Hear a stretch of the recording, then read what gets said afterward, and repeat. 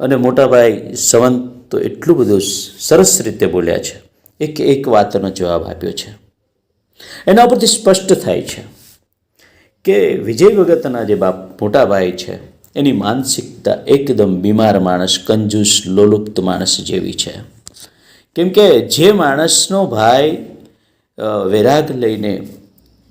વૈરાગ લઈને સાધુ બનતો હોય, કેમ કે એવું નથી કે સત્તાધારના મહંત બન્યા પછી, એ પહેલાં પણ જ્યારે તે નાગા સાધુ પહેલાં બન્યા હતા, જ્યારે પૂતળી હતા ત્યાં પણ એવો ત્યાં ગયા છે અને પોતાના ભણાવવાનો ખર્ચો માગ્યો છે.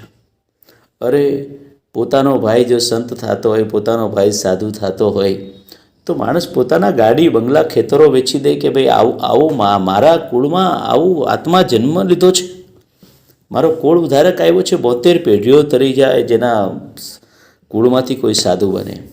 પણ આવા ઘણા બધા લોલુપ્ત માણસો હોય છે. એમાં કહેવાતા શિક્ષિત માણસોમાં તો ઘણા આવા હોય છે.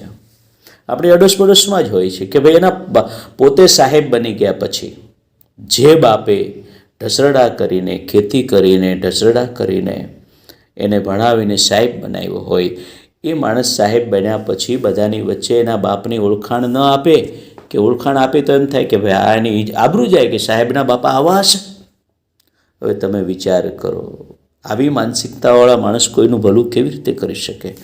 જે માણસ એના ભાઈના ભણતરનો ખર્ચો માગતો હોય, જેને ઘરે ખોટ નથી, નિવૃત્ત અધિકારી છે, અને નિવૃત્ત તો હવે થયા, પહેલાં તો ચાલુ પગારવાળા અધિકારી હતા, બરાબર. હવે ત્યારના 20-25 વર્ષથી આ માણસ જ્યારથી એણે ઈશ્વરની તરફ એણે ડગલા માંડ્યા, વૈરાગમાં ડગલા માંડ્યા, સાધુતામાં ડગલા માંડ્યા, ત્યારથી આ માણસ એની પાછળ પડી ગયા છે.